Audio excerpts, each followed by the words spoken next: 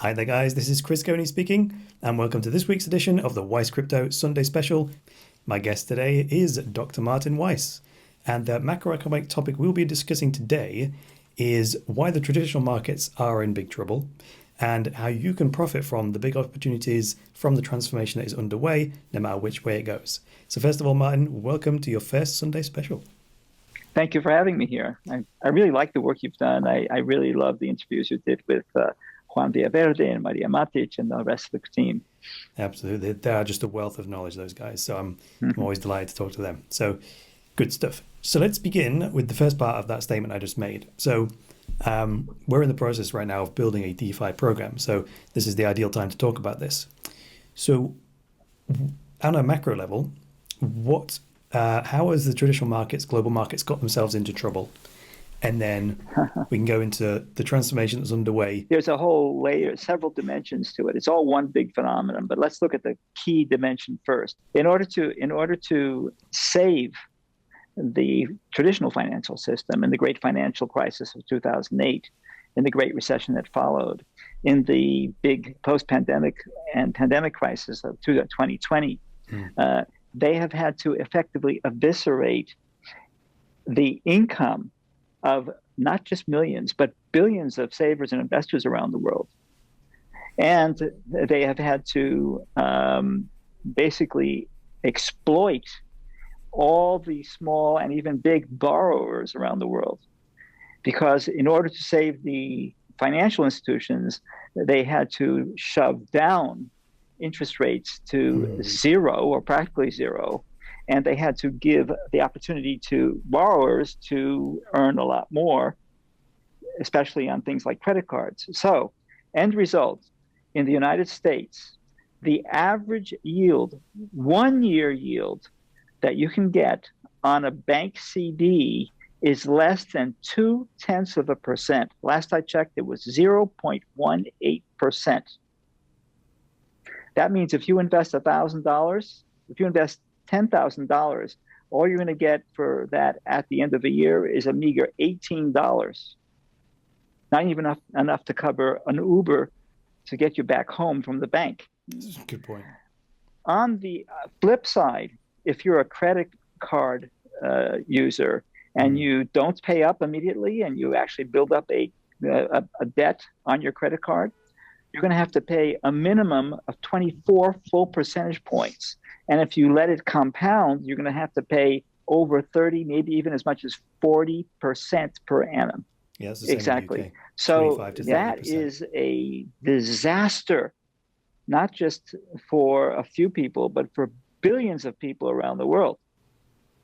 And anyone who is trying to either start a business or anyone who's trying to earn a little bit of income to cover their expenses with their nest egg is in big trouble. If the majority of the people are in big trouble financially because of that, you better believe that the financial system as a whole is in big trouble.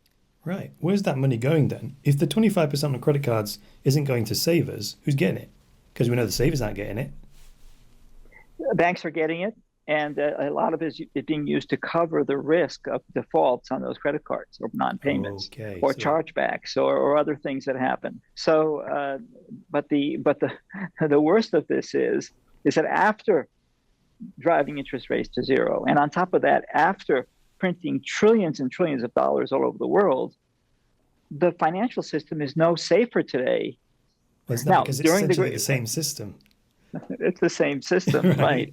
And instead of fixing the problem, they're just sweeping the dirt under the road and making it worse and worse for the long term. Now, in the near term, the markets are up, the economies are recovering, everything is fine. But for politicians, that's enough. But for economists who study the long-term durability of any financial system, it's very bad news. And now we're starting to pay the price already in the form of inflation. You know, when the CPI was bad 2 months ago, the White House came out and said, oh, it's just temporary. When the CPI was worse just now in the most recent announcement, in fact, the worst it's ever been in 8 years, no, 13 years, they said the same thing. Oh, it's just temporary. But guess what? Back in the 1970s, when we were watching inflation kind of snowball into double-digit inflation in the United States, they also said the same thing. Do they believe that, and or are they in denial, or are they hiding the truth? What's going on there? it's a combination. Some people who say it believe it. Some people who say it don't believe it, but they're just saying it because that's what they have to do in order to keep their job, or in order to maintain keep people calm and what? Yeah. Or in order to justify continuing to do what they do. Okay. If the Fed were to agree that this is really the beginning of a snowball and it's going to really skyrocket into double-digit inflation or worse, then he would not be able to justify the continuation of the money printing that's going on right now, which is huge. It was a big explosion starting in March, April of last year, when the money markets were freezing up. And that continued for several months. And now it's just a series of mini explosions that continue it on. And it's still growing at a very, very rapid pace. And what we're talking about is the Fed's balance sheet assets. Because when it pumps money into the economy, it has to buy something up, such as Treasury securities and government agency securities, sometimes even corporate bonds. And it has to put that paper away somewhere in its storeroom, which is its balance sheet. And so that storeroom is now just piling up sky high, and they report it every week. So we know exactly how much money is there and how much it's worth. And that is an exact measure of how much money, paper or electronic money, they're printing into the economy. You can call it electronic, you can call it paper, but in either case, we call it funny money. Well, yeah, they're issuing the funny money, but they're getting the assets, which is real wealth. It's real wealth up to a point. I mean, if they're buying, because if they're buying it, they're bidding up the prices artificially. So the real value of those assets is much lower, especially since they're all fixed instruments. Especially when inflation begins to kick in, those assets are valued as if inflation were running at 2%. If inflation is really running at 4% or 5% or now into double digits, those assets are going to just plummet in value. So they're taking a big risk with those assets. So, I mean, we're not privy to the private thoughts, but like, do they not just look further down the track and see this is not sustainable? They do. They do. But they have a plan for it? Yeah, they do. They don't have a plan for it. They have a plan for it. Their plan is just to do more and more of the same, hoping that that we won't have another great financial crisis, or if we do, they'll be able to anticipate sooner or whatever. But there are so many black swans in our global economy today, which go beyond economic. And let's get to that's the underlying. This is not just about paper. This is not just about moving, treasury securities out from the open market into the vaults of the central banks. This is also about people. It's about us. And the other big side effect of the Federal Reserve central bank intervention is inequality. Yes. Not only inequality within nations, but inequality between nations. And so when they pump that money in, it's pumped in from the top. It does not trickle down hardly at all to the average person. Instead, the money flows into the banking system. From the banking system, it flows into the biggest corporations, and the biggest corporations are managed or owned by the elites. So it's a major factor in creating more and more inequality within nations. All that marches along, and nobody notices difference except the poor or the middle classes that begin to get shoved into the lower classes around the world until it just explodes to the surface in the form of revolutions. And either revolutions from the right or revolutions from the left, because both the left and the right are people, and they're both impacted by the same phenomenon. In fact, they have a lot in common in that they're both suffering from this aftermath or these unintended consequences of this Federal Reserve and central bank money printing. So that's a black swan event. You don't know when it's going to strike. No one can predict in what form it will strike. And the only response that governments around the world have evolved or have used is increasing amount of authoritarianism, increasing amounts of repression, decreasing amounts of individual freedom. Again, it sweeps the problem under the rug temporarily. It represses the immediate expression of those issues, but it doesn't make them go away. It actually builds them up, and the pressure cooker starts building. So now you have two pressure cookers, or actually three. They're all related. Pressure cooker number one is inflation, which is about to explode. Pressure cooker number two is these interest rates, which have been suppressed to near zero levels, which is absolutely ridiculous, right? That's the pressure cooker that's about to explode with surging interest rates. And pressure cooker number three is revolutions and coup d'etats and just instability all over the world that could explode anywhere at any time. So that's the problem, and that's why the financial world and everything that surrounds it is moving deeper into a red zone. Right. So the central bank is doing more of the same, hoping this time it's different, sort of thing. Yeah. But that must mean they do not see the systemic flaw, and by systemic, the flaw in the very system itself. Because if there's a systemic flaw, anything you do within that system will not solve the problem because it's still within that same system. I was thinking about this inequality issue recently in terms of what makes a viable business. So, I mean, if you trend this out, it gets to the point where it's almost like the Amazon problem. It gets to the point where it only makes sense to do business with wealthy people because they're the only ones with the money. There's a movement now afoot to accelerate the antitrust legislation, antitrust actions by the Justice Department, by Congress, and so forth. And that's a patch. The problem is not that the laws, the problem is not the legal system. The problem is the capital markets. And by the capital markets have become less and less accessible to individuals, to small entrepreneurs and small businesses. It's harder and harder for those to do IPOs, to borrow money, to get credit lines. And suppose you're trying to start a little stall, a little market corner in the market in Jakarta, Indonesia.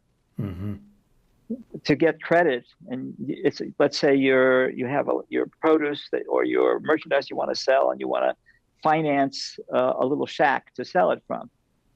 Where are you going to get the money? What banker will ever sit down with you to open an account or give you a line of credit? Yep. So that's a huge problem because it inhibits the millions of individuals and small businesses that could create wealth, not only for themselves, but for the benefit of the entire society, and including for the benefit of the elites.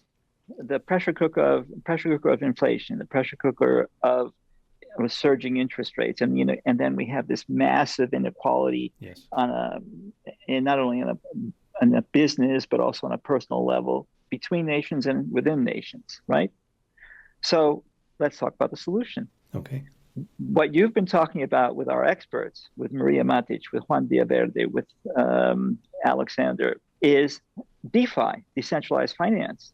And decentralized finance is right now, not some 10 years in the future, right now developing and even offering solutions to all of those problems.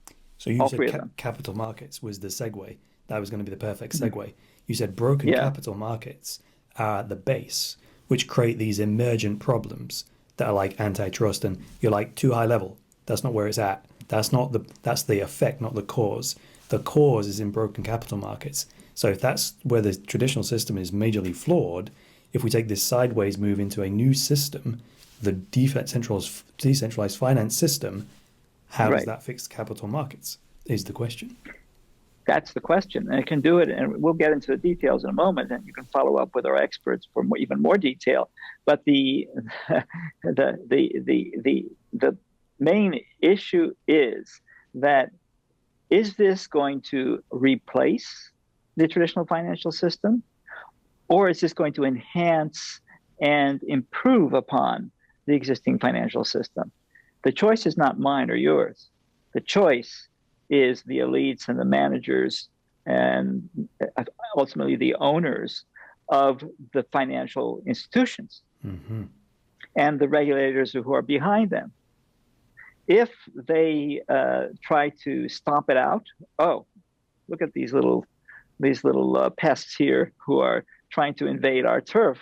We'll just, spray them with some, regulatory weed killer. Yeah, regulatory weed killer. Exactly. Or, hey, wait a minute. They have some very interesting ideas here. How can we modify the existing financial system, modernize the existing financial system in order to address all these problems in a fundamental way and improve our own lot and improve our own stability and durability and bring in a tremendous amount of customers. We don't have to have a loan officer for every single client or for every 100 clients. We can have 10,000 clients that do everything on the blockchain, right? And we're a part of that system, that ecosystem. Sure. So which is it going to be? Are they going to try and stomp them out? Or are they going to incorporate or co-opt, adapt to the new emerging markets, new emerging financial system? Well, the answer in most of these kinds of transformations is both. So some more advanced thinkers will take one route, others will take another route, and sooner or later, you'll have an integrated, centralized and decentralized financial system down the road. Okay. So you talked about authoritarianism earlier on, right? What I thought when you said that was that is the natural response to deal with these pressure cookers, which are they're like areas of chaos, right? Right. It's the knee jerk political response for people who just want to win the next election, or for people who are just nearsighted to begin with. Well, again, the nearsightedness, you compared the politicians to the economists, who are economists, like career economists, which means we're always looking at different time horizons, 1 year, 5 year, 10 year, 30 year, 50 years, 100 years, whatever. Right. Whereas politicians just don't have that mindset because of the way the terms work. Correct. So that's another systemic flaw. There's no incentive for them to think beyond that. But the original answer to that was to give central banks independence, so that the central banks can think long term, even if the politicians are just focused on the next election. That separation of monetary policy and fiscal policy, the church and state type separation, has begun to dwindle over the years, and that wall has begun to cave. The so-called independent central bank is becoming a relic of the past. Don't the Fed officers also have short terms as well, though? Yes, but they're not the same. I haven't seen any Fed chair in my lifetime who's particularly hungry for power, or particularly, concerned about what the public thinks today. There are some exceptions. Obviously, they all have a public presence, but left to their own, without the influence of the influence or intervention from the politicians, they would more likely follow a prudent path. Yeah. My dad and I went down to see Federal Reserve Chairman McChesney Martin in the 1960s. And he was there. He was the longest standing chair of the Federal Reserve in history. He went through multiple presidents under both Democratic and Republican. And even then, he felt that there was a little bit too much, harassment, I should say, from the man in the White House. Right. He just wanted us to follow a steady course, that would prevent inflation for decades to come. And he was beginning to feel very intense pressure to lower interest rates, to accelerate the expansion of the money supply. And that's why we went to visit, because my dad founded the Sound Dollar Committee. Mm-hmm. And he was looking to my dad to, raise public awareness and create some public pressure against the aggressive, very open. Yeah.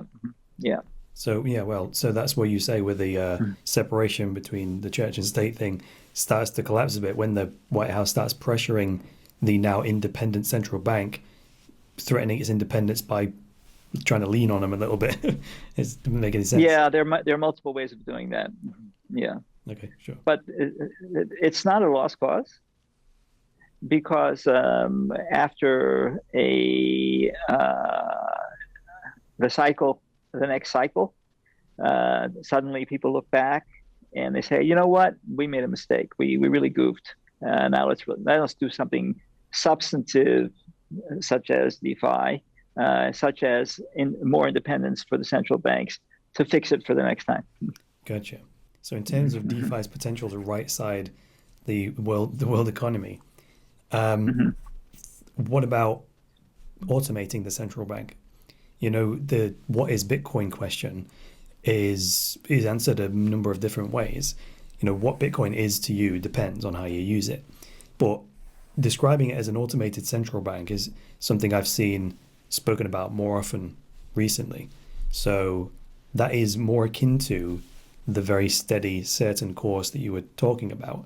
I suppose in that, if it were the Federal Reserve chairman that was looking for a slow and steady, stable kind of policy, that might bring into question the validity of their post. It's like, what do we need you for, right? And the answer is to hold on to the rudder to make sure it doesn't go awry.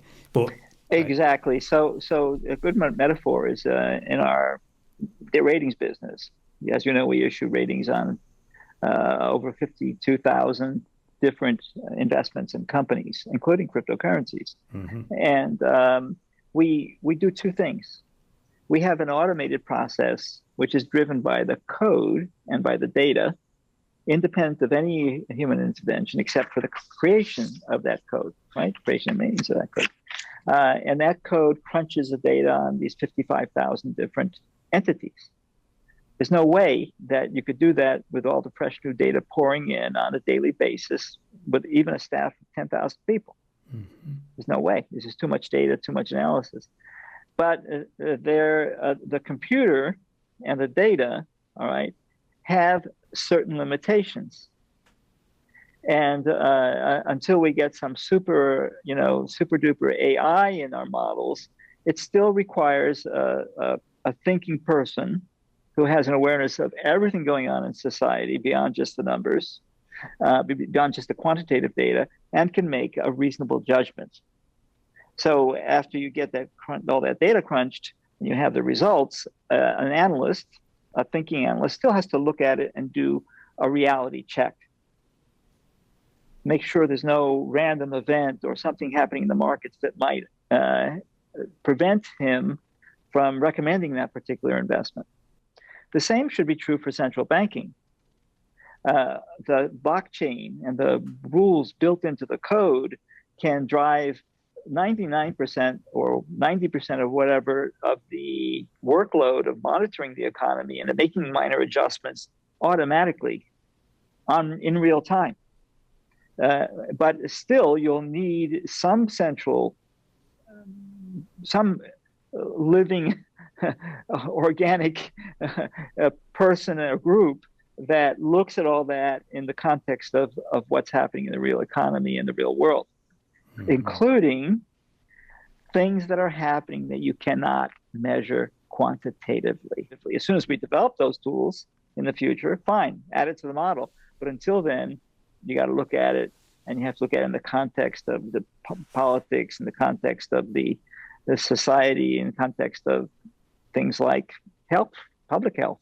Sure. Do you know in DeFi, do you know what oracles are? Like Chainlink, for example, right? Chainlink. It's how to get real world data that isn't generated by the network itself into the network. So that might be like a prediction market. You can have all the code and so on, but someone has to say who won the Ultimate Fighting Championship, right? Who won, because the autonomous system doesn't know that. It's outside of the cyberspace. So that is an area of innovation in DeFi that eventually would lend itself to all manner of quantitative data going into those systems. But there's a lot of work to be done there. But there's a lot of work to be done there to feed that data in. But there are two other problems, okay? There's a lot of data that's not economic and financial. That's very important, okay? That as an anthropologist, as a cultural anthropologist, we have to gather in order to understand the culture, in order to understand what's driving mass psychology, in order to understand what the threat of civil unrest might be, and what the consequences of civil unrest. All those things, we have to try and quantify it as best we can in order to feed that data into. It's not just financial data. And the second problem is there's a lot of data, as I said earlier, that is simply not quantifiable. Right. Yeah. And it's information, very valuable information that's just not quantifiable in a model. For example, such as an individual head of state or an individual CEO that might be on the verge of resigning or doing something very unusual that can have a major impact on the financial markets and on market psychology. Gotcha. So that could be a human heuristic where you go, ooh, Martin Weiss. Yeah. So we're meeting. I think he's going to resign. So imagine we're meeting in a CEO boardroom, right? And there's an emergency. Okay. Or we're in the Situation Room at the White House, and there's been a major terrorist attack. All right. There's neither the time nor the metrics nor the tools to quantify that situation. It's just a group of people getting together and trying to make the best decision they can. Or you're on the verge of a nuclear war with the Soviet Union because Khrushchev has just ordered missiles on the island of Cuba pointing to the United States. Now what? How do you get that into your quantitative model? Well, there's so many possible variables from that. So much uncertainty. So beyond the computer and the blockchain, there's still going to be an important place for someone, central bankers, CEOs, and thinkers who can look at a situation and make special emergency judgments. But the day-to-day regulation should not only be automated, but it should be implemented in real time. And that's another thing that's lacking in our traditional financial banking system. I'm a broker, and I'm at Merrill Lynch, and I call you a broker at Goldman Sachs, and I say, okay, I want to buy $10 billion worth of your 10-year treasury notes, and I'll pay you X dollars for it. And you say, deal. It's going to take days. That's a solid deal. That word closes the deal, and there's no turning back. But it's going to take days for that transaction to settle. On the blockchain, that transaction could settle almost instantly. I was going to say, even the decentralized capital markets, where we talked about borrowing, making one loan of $1 million or $1 million $1 loans. Mm-hmm. Well, those kinds of things, they even go beyond like internet banking, where you can apply for a loan online and be accepted in 5 minutes and all that sort of stuff. You still got to get the money transferred to you. Whereas these decentralized capital markets, the interest rate's right there, and within 2 minutes, it's literally how fast can you click the buttons. You can have that loan in your account, the money, boom, and there's no particular term to it, right? Yeah, right. And there's a huge upside for the bankers as well as for their customers. If you're a banker, right, and you're sitting in London, I know you're a little bit north of London, but let's assume that you fly down to London. And you're given a choice between 10 million customers or 1 billion customers. Which would you prefer? Well, it depends. Depends No, on the they're all value. profitable. They're all They're profitable. profitable. Yeah, obviously each individual of a billion is going to be less profitable than the few large customers you have, but as collectively they're going to be much more profitable. Like, And by the way, go on. if they get richer over time, then they're going to truly be more profitable for you. Well, I was going to say it depends on the cost of the infrastructure. It depends on the cost to serve those people, right? Which is Right. back to my 1 million No, $1 but loans. no. But my question assumes that you're going to be able to serve them profitably by Fine, right, leveraging the power of the blockchain and DeFi. right. So if a bank used that as their back end liquidity Right. provider, say, and then they could Sure. provide added value services Yeah. on top of that. Right. Very true. Right. Very Right. true. Yep. So, and guess it's also to the benefit of the customers to have access to the global financial markets, which they don't currently have. But overall, all of us, whether we're middle class, high class, or low class, benefit when the access to the financial system goes beyond just the existing customers, the existing base, to a much larger base. Everybody benefits from that growth. Do you think that'll really happen though? Because what we just laid out there is you've got the automated It's financial already system on happening. the blockchain. So People will have choices, right? Today, you have multiple choices about how you get your information. You can read a hard copy book, you can get it on the internet, you can watch it on YouTube, and so forth, right? And the same is going to be true for financial services. You have a choice, and the more choices you have, the better it is for everyone. Already, the traditional financial system is rapidly digitizing. Our bank branch, we live in a very nice neighborhood. There are a lot of wealthy people in this neighborhood, middle class, high middle class, some wealthy, right? But the branch of SunTrust that services this neighborhood just closed down. And that's happening to a lot of bank branches around the world because the banking system itself is digitizing. People don't have a need to physically, walk into the branch anymore. They do everything online. So that's the first step. The next step is to move a lot of those transactions and a lot of that infrastructure over the blockchain. I'm still not getting why the bank would have to sit in between it though, because it feels to me like going to a company and say, Because of all the legacy. it's like, can you please Go send ahead. this email for me? And this is what I want to say. It almost feels like that. To some degree, it's that. So there are two things that are standing in the way, right? One is legacy structures, legacy systems, computer systems. There's a tremendous amount invested in that, right? Mm-hmm. And as we saw, it took a long time to go from COBOL, for example, Yes. to the code that they're using today. That was way behind. The banks were probably the last ones to do it because they had so much invested in it, right? Yep. I think they're still in the old I days. And then there's one more other factor, what I can summarize in just one word: fear. They're afraid. What's the fear?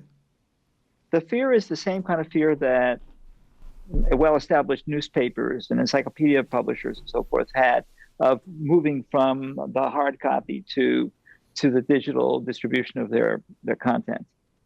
They're afraid that by so doing, they would be trashing their existing business, and they would lose their profitability, and everything would just kind of I totally get it. disappear. But if it's going that way anyway, that's inevitable.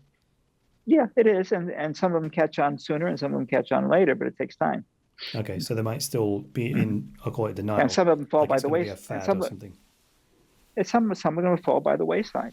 Like A lot of not willing to make the transition. Yeah, so some of those banks, some of those big banks will fail, or they'll be merged up into another institution, and there's going to be a battle. It could be a bloody battle between I don't mean bloody literally, but it could be or it could be more of a friendly transition, or some combination of both. But it's happening, and if you're no matter which way it goes, it's happening, and the information that you're bringing to your viewers via the Sunday Special is giving them insights on how to take advantage of it. Right now, for example, Marija is focusing right now on the yield opportunities. And just to give you some examples, I just printed it out from her Tuesday issue, Yes.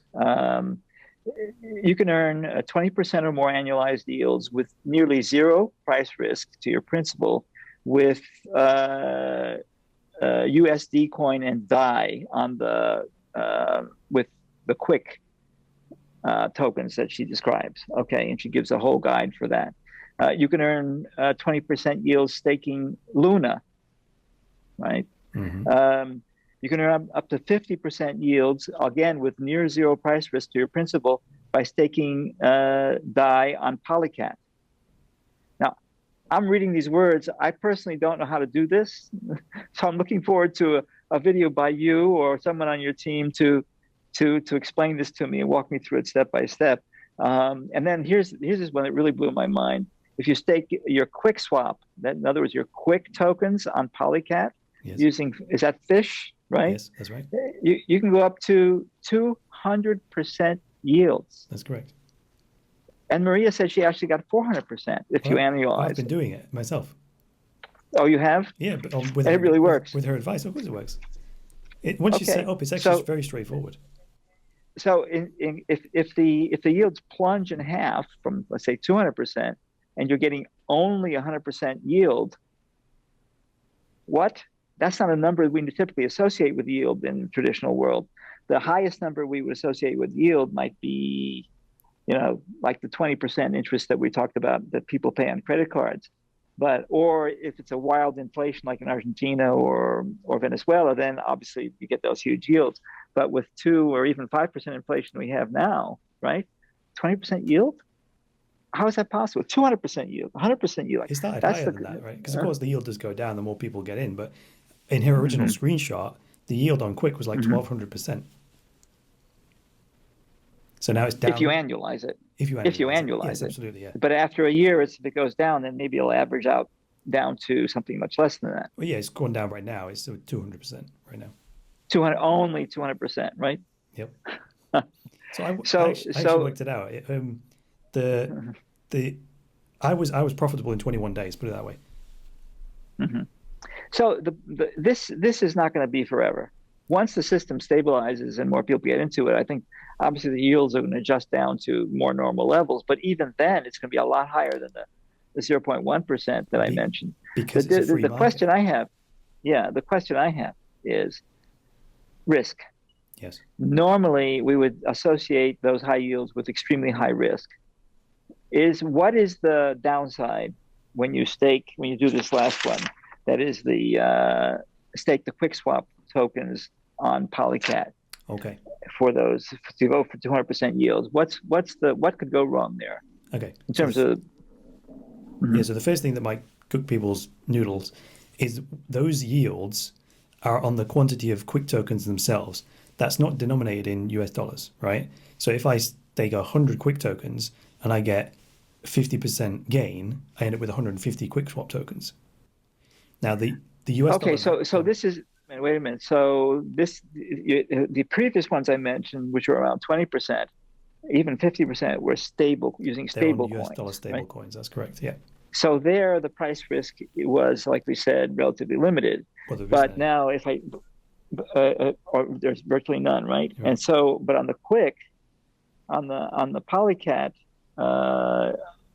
platform, there is price risk because you're holding the Quick tokens. Is that it? Exactly. So there's no risk to you losing the number of Quick swap tokens you've got. You will earn those gains, but the dollar denominated value of the Quick swap tokens exists, whether you just buy it and hold it or whether you farm it on Polycat. Okay, so the 200% yields you cited though were not including the price appreciation in the Quick swap. No. And the Quick tokens, to accumulate more Quick swap. Right. But as long as you're holding those Quick and you're not in stable coins, then you are exposed to the risk of the Quick tokens going down significantly in value while you're holding them. Exactly. Is that correct? Yes, absolutely. But that's the thing. If Marija has already recommended the Quick token as a play anyway, so if you're long-term bullish on that, well, you may as well double down and press it for, if you think QuickSwap's going to go up in its capital value, that's fine, you buy it, hold it. But if you can get 200% on top of that, actually accumulate more of those Okay. tokens. Why not? So this 200% has risk to your principal. Let's face it, and the only way to avoid that risk would be to take the yield out, just like you would unwind an investment, right? Yes, you can actually. That's a good point. So Marija does give you that option in her guide. She says instead of compounding, so you start with 1,000 quick swap tokens, and instead of getting more and more quick tokens, you can keep the 1,000 quick, and then every time you get a yield from Polycat, take it in US dollars, stable coins. So you okay, so there you're adding some balance or some prudence to the investment. You're still risking the 1,000 principal you have in quick tokens, because that can go up and down. It can. But you're taking your yield out as you go, Sure.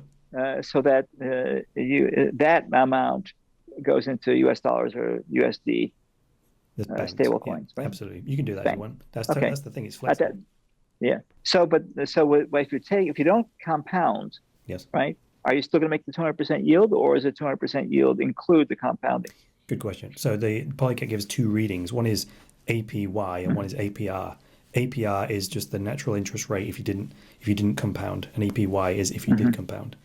So you can. So which one is the 200% that she cited, the APY or the APR? I don't remember. Well, I can look it up actually if you want. Okay, interesting. If I can bring up the Polycat. Can you share the screen with us if you're going to the Polycat platform? Sure, I might be able to do that. And then I share this. Here we go. So this is the current Polycat situation. So there you go. So the natural APR here on QuickSwap. It's a little bit small for me to see. That's okay. Can you make your screen? If you don't compound, it's 103%. Right, that's the APR, and if the APY right now, yep. And then if you do compound, you're looking at 181%. 181. Yep. So it's good. So the number she cited of 200% is probably with the compounding, because that's closer to what it was. It does, yeah. And it has come down a little bit, but I'd be happy with the non-compounded. Absolutely. Then my only risk is that 1,000 tokens. Sure. That's very true. Yeah. And it looks like the markets have gone flat here, which implies that the next move could be up. That's actually why Marija is focusing on the yields, because while markets are sideways, switching strategies to these yield farming opportunities is absolutely ideal. Right. Exactly. Cool. So I think we've solved the world's problems. Now it's just a matter for the world to figure it out. Now we just need people to have to wait for that. We have to, move from the old system to the new system, because all that capital needs to flow in. And I'm sure there's a lot of development work still to be done in the new system. It's just in its infancy as well. It is, and it doesn't take long for an idea to become realized, because I talk about this in the DeFi course. It's permissionless innovation. Anyone who spots an idea, a new market, it can deploy it so quickly, because all the infrastructure's there. You just write the code, deploy it, get the word out, and boom. So I'm glad you reminded me about the DeFi course. Could you tell us a few words about that? Because I'm really anxious for that to be completed. Yeah, most of what we've spoken about today in the Polycat stuff, that's one single lesson from that program called DeFi yield farming. But there's a dozen other strategies. There are actually several different yield farming strategies within that. But there's DeFi staking, lending and borrowing. There's all manner of other things, platform investing, all kinds of things like that. And a lot of the concepts or principles from traditional investing do carry over. It's just you have to tweak your mindset of how they are deployed in this new decentralized financial system. So you're not reinventing the wheel. The principles are still there. It's just how do they apply in this new world is what the course is going to teach. I get it, but it's still not as user friendly as a traditional financial system. I mean, it's kind of like you first of all, you can't call your banker and say, please do this for me, number one. Number two, I've tried it, and it's not as easy as simple as opening an online banking account. But that's what creates the opportunity, though. Because, by the time if it were so easy, right, all those yields would be gone. So so you got to grab it now while it's still available. Exactly. It's worth putting in a bit of effort to get in there. Yeah, absolutely. 200%, I'll take that. Exactly. I'll take 100%, and you can work hard for that. Right, and that's our job. Click a few more buttons. So, well, thank you very much. I'm looking forward to that. Okay, great stuff. Well, thanks very much, Matt, for being on this edition of the Weiss Crypto Sunday Special. I think we'll close it there. Thank you very much. That's going to do it for this edition of the Weiss Crypto Sunday Special with me, your host, Chris Coney, and Martin Weiss. Until the next one, it's me, Chris Coney, saying bye for now.